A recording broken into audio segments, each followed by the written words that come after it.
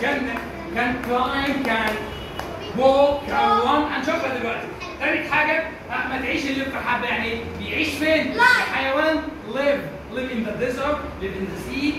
طيب اخر حاجه بقى بيأيت، بياكل ايه؟ الحيوان بياكل كذا.